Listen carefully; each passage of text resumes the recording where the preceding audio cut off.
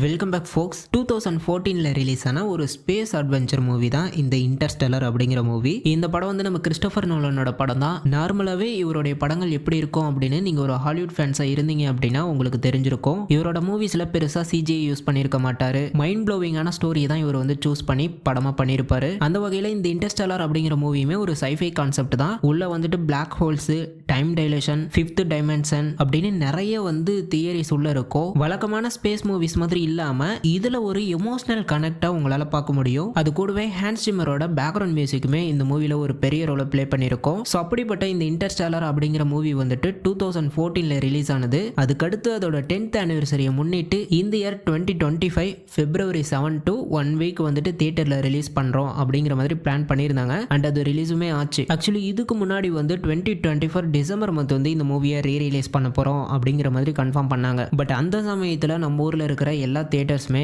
Including ஐமேக்ஸையுமே வந்துட்டு Pushpa 2 cover பண்ணதுனால இந்தியாவில் மட்டும் இந்த இன்டர்ஸ்டெல்லரோட ரீரிலீஸை வந்துட்டு தள்ளி வச்சிட்டாங்க. அதுக்கப்புறம் இப்போதான் February 11ல இருந்து 1 வீக்குக்கு வந்துட்டு பிளான் பண்ணி இந்த மூவியை ரிலீஸ் பண்ணியிருக்காங்க. 10 இயர்ஸ்க்கு முன்னாடி ரிலீஸ் ஆனப்போ எனக்கு வந்து தியேட்டர்ல போய் பார்க்கறதுக்கு வாய்ப்பு கிடைக்கல. பட் இப்போ அந்த வாய்ப்பு கிடைக்கும் போது இந்த சான்ஸை விட்டுட்டோம் அப்படின்னா இதுக்கப்புறம் எப்போ வந்து இந்த மாதிரி ஒரு மூவிஸ் தியேட்டர்ல வரும் அப்படின்னு தெரியாது. அதனால தியேட்டர்ல போய் பார்த்தேன். Literally this is the best movie I ever seen in theatre. அந்த அளவுக்கு ஒரு ஃப்ரேமுமே வேற மாதிரி ஃபீலை கொடுத்துச்சு. தியேட்டர்ஸ்மே வந்து பாத்தீங்க அப்படின்னா இது ஒரு ஹாலிவுட் மூவி, அதுவும் இங்கிலீஷ்ல தான் ரிலீஸ் ஆகுது, தமிழ் டப் கூட இல்ல. அப்படி இருக்கும் போதும் தியேட்டர் வந்து ரொம்பவே ஃபுல்லாகி இருந்துச்சு. அதை பார்க்கும் போதே வந்து எனக்கு ரொம்ப ஹாப்பி ஆயிடுச்சு. எனக்கு கிறிஸ்டோபர் நோலன் மூவிக்கு இந்த அளவுக்கு நம்ம ஊர்ல ஃபேன்ஸ் இருக்காங்க அப்படிங்கும் போது நல்லா இருந்துச்சு. ஸோ இப்பொழுதுக்கு இந்த இன்டர்ஸ்டெல்லர் மூவியோட ரிவ்யூ தான் நம்ம பார்க்க போறோம். ஓகே, இந்த படத்தோட கதை என்ன அப்படின்னா இந்த மூவி ஃபியூச்சர்ல நடக்கிற மாதிரி தான் காமிச்சிருக்காங்க. அந்த டைம்ல எர்த் அப்படிங்கிறது ரொம்பவே அழிஞ்சுக்கிட்டு வருது. அவங்களுக்கு வந்து பாத்தீங்க அப்படின்னா ஃபுட்டு கிடையாது. ஃபுட்ல வந்துட்டு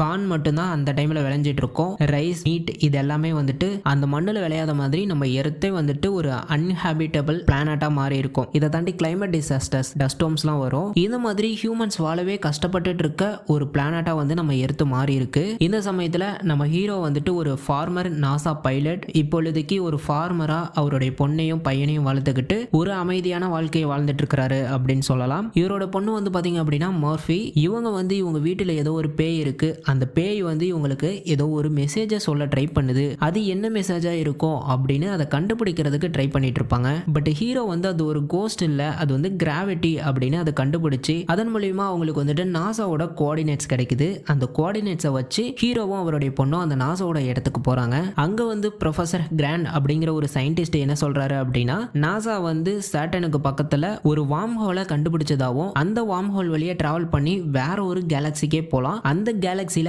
ஹேபிட்டபிள் பிளானட்ஸ் இருக்கு, அதாவது மனுஷங்க உயிர் வாழ தகுந்த பிளானட்ஸ் வந்து அங்க இருக்கு அப்படின்னு சொல்றாரு. சோ இதுக்கப்புறம் ப்ரொஃபசர் பிராண்ட் நம்ம ஹீரோ கிட்ட என்ன சொல்றாரு அப்படின்னா ஹியூமன்ஸா காப்பாத்தணும் அப்படின்னா எர்த்ல இருந்தா எதுவும் நடக்காது, நமக்கான ஒரு புதிய பிளானட்டை கண்டுபிடிக்கணும் அப்படின்னு நம்ம ஹீரோவை ஸ்பேஸுக்கு அனுப்புறாரு. ஹீரோவும் தன்னுடைய பொண்ணை விட்டுட்டு ஸ்பேஸுக்கு போய் ஹியூமன்ஸ் வாழக்கூடிய பிளானட்ஸ் ஏதாவது இருக்கா அப்படின்னு பாக்குறதுக்காக கிளம்புறாரு. இதுக்கப்புறம் போன ஹீரோ திரும்ப வந்தாரா இல்லையா, ஹியூமன்ஸ் வாழக்கூடிய பிளானட்ஸை கண்டுபிடிச்சாங்களா இல்லையா அப்படிங்கிறது தான் இந்த இன்டர்ஸ்டெல்லர் அப்படிங்கிற மூவியோட கதை. மற்ற ஹாலிவுட் சைஃபை மூவிஸ் மாதிரி இல்லாம இன்டர்ஸ்டெல்லர் வந்து ரொம்ப கிரவுண்டடா அந்த ரியல் சயின்ஸை கொடுத்துருப்பாங்க. பிகாஸ் இந்த படத்துக்காக நோலன் வந்துட்டு கிப்தான் அப்படிங்கிற ஒரு ரியல் பிசிசிஸ்ட் கூட கொலாபரேட் பண்ணியிருக்கிறாரு. ஸோ இந்த மூவில சொல்லியிருக்கக்கூடிய அந்த பிசிக்ஸ் சயின்ஸ் எல்லாமே மோஸ்டா ரியல் லைஃபுக்கு அக்யூரா கொடுத்துருப்பாங்க. இந்த மூவில வார்ம் ஹோல் அப்படிங்கிறத ஒரு ஷார்ட்கட் அப்படிங்கிற மாதிரி தான் மென்ஷன் பண்ணியிருப்பாங்க. அதாவது தூரமா இருக்கக்கூடிய ஒரு பிளேஸுக்கு ஈஸியா போக யூஸ் ஆகிறது தான் வார்ம் ஹோல். இந்த கான்செப்ட் தான் இந்த இன்டர்ஸ்டெல்லர் மூவில காமிச்சிருப்பாங்க. இது வந்து ரியல் பிசிக்ஸோட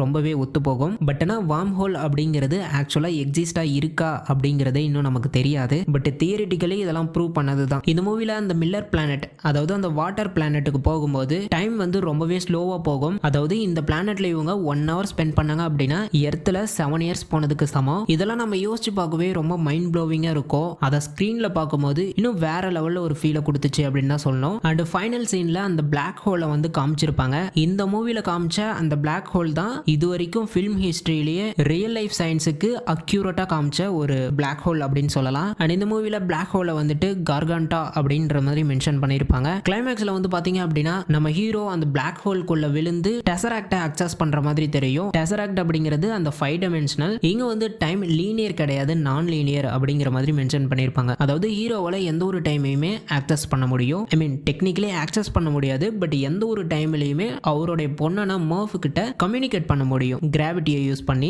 அதை வந்து லவ்வோட கனெக்ட் பண்ணிருப்பாங்க. லைக் இதெல்லாம் நம்மளை தாண்டி ஏதோ ஒரு ஃபோர்ஸ் தான் முடிவு பண்ணுது அப்படின்னு சொல்ற மாதிரி. ஸோ இந்த மூவி வந்து ரொம்ப ரியலிஸ்டிக்காவும் எமோஷனலாகவும் கொடுத்தது தான் இந்த மூவியோட ஒரு மிகப்பெரிய பாசிட்டிவா நான் பார்க்குறேன். கிறிஸ்டோபர் நோலன் அப்படிங்கிறவரு ரொம்பவே காம்ப்ளெக்ஸான ஸ்டோரியவும் அவருடைய படங்கள்ல மோஸ்டா பிராக்டிக்கல் எஃபெக்டையும் யூஸ் பண்றவர். அதுக்கு இந்த இன்டர்ஸ்டெல்லார் ஒரு பெஸ்ட் எக்ஸாம்பிள் அப்படின்னு சொல்லலாம். இந்த படத்தோட ஸ்டோரி ஹீரோ ஸ்பேஸ்ல என்ன பண்றாரு, at the same time Murf எர்த்தில் என்ன பண்றாங்க அப்படிங்கிற மாதிரி ஒரு எமோஷனலா நான் லீனியரா தான் இந்த மூவியோட ஸ்டோரியை கொடுத்துருப்பாங்க. நோலன் மோஸ்டாவே அவருடைய படங்கள்ல சிஜிஐ அப்படிங்கறத வந்து தவிர்த்துருவாரு. அந்த வகையில இந்த மூவில அந்த ஸ்பேஸ் ஷிப் எல்லாம் செட்டு போட்டு தான் பிராக்டிக்கலா பில்ட் பண்ணிருக்காங்க. அது வந்து ரொம்பவே ரியலா இருந்துச்சு. இந்த மூவியை ஷூட் பண்ணதுமே வந்து பாத்தீங்க அப்படின்னா பாதி வந்து ஐமேக்ஸ் கேமராவிலையும் பாதி வந்து நார்மலாவும் ஷூட் பண்ணிருப்பாங்க. அண்ட் சவுண்ட் ட்ராக்கை பத்தி சொல்லவே தேவையில்ல. ஹான்ஸ் ஜிம்மர் அப்படிங்கிற ஒரு வேற லெவல் அந்த சவுண்ட் ட்ராக்கை போட்டிருப்பாரு. அதுவும் அந்த வாட்டர் பிளானட்ல வந்து பாத்தீங்க அப்படின்னா அவங்க 1 hour ஸ்பெண்ட் பண்ணாங்க அப்படின்னா எர்த்ல வந்து 7 years ஆகிருக்கும். அப்போ அந்த சமயத்துல ஹான்ஸ் ஜிம்மரோட பேக்ரவுண்ட் மியூசிக் வந்துட்டு பிளே ஆயிட்டு இருக்கும். அதுல ஒரு செகண்டுக்கும் ஒரு பீட் வரும். லிட்டரலா அந்த ஒரு பீட்டுக்கும்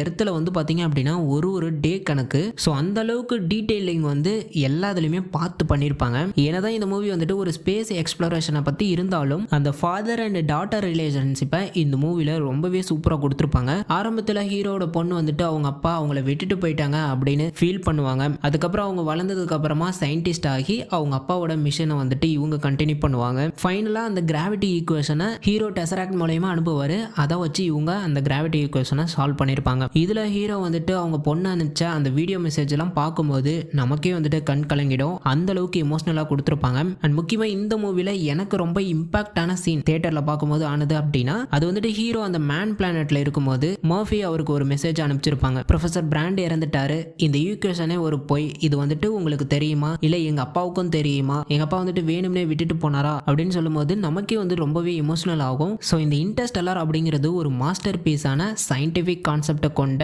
ராவான ஹியூமன் எமோஷன்ஸை கொண்ட ஒரு மூவி. ஸோ இந்த மூவியை பத்தி சிம்பிளா சொல்லணும் அப்படின்னா சயின்டிபிக்கா அக்யூரேட்டா ரொம்ப எமோஷனலா ஸ்டன்னிங் விஷுவலோட வேற லெவல் பேக்ரவுண்ட் ஸ்கோரோட ஒரு மைண்ட் ப்ளோவிங் மாஸ்டர் பீஸை கொடுத்துருப்பாங்க. இன்கேஸ் நீங்க இந்த மூவியை பார்க்காம இருந்தீங்க அப்படின்னா கண்டிப்பா வந்து செக் பண்ணி பாருங்க. வேற லெவலான மூவி. இன்கேஸ் உங்களால இந்த இன்டர்ஸ்டெல்லர் மூவியை தியேட்டர்ல போய் பார்க்க முடியல அப்படின்னா இந்த மூவி அமேசான் பிரைம்லயும் ஜியோ சினிமாவிலையும் இருக்கு அப்படின்னு நினைக்கிறேன். நேற்று வரைக்கும் அதாவது February 9 வரைக்கும் இந்த மூவி வந்துட்டு நெட்ஃபிளிக்ஸ்ல அவைலபிளா இருந்துச்சு. பட் இந்த மூவியோட லைசன்ஸ் அப்படிங்கிறது நெட்ஃபிளிக்ஸ் கிட்ட எக்ஸ்பயர் ஆனதுனால நெட்ஃபிளிக்ஸ்ல இருந்து இந்த இன்டர்ஸ்டெல்லர் லீவ் ஆகிடுச்சு. ஸோ இப்போதைக்கு இங்கிலீஷ்ல மட்டும் தான் இந்த மூவி அவைலபிளா இருக்கு. மேபி இன் ஃபியூச்சர்ல டிஸ்கவரி தமிழ் வந்துட்டு தமிழ் டப் பண்ணி ஸ்ட்ரீம் பண்ண வாய்ப்பு இருக்கு. அதை பத்தின ஏதாவது அப்டேட் வந்துச்சு அப்படின்னா வீடியோ போடுறேன். ஸோ இந்த வீடியோ பிடிச்சிருந்தது அப்படின்னா வீடியோவுக்கு லைக் போடுங்க. நெக்ஸ்ட் இன்டர்ஸ்டெல்லரோட கான்செப்ட்ஸை ஒரு வீடியோவா போடலாம் அப்படின்னு நினைக்கிறேன். நீங்க என்ன நினைக்கிறீங்க அப்படிங்கறத கமெண்ட் பாக்ஸ்ல கமெண்ட் பண்ணுங்க. ஓகே, நெக்ஸ்ட் வீடியோல பார்க்கலாம். தேங்க்யூ.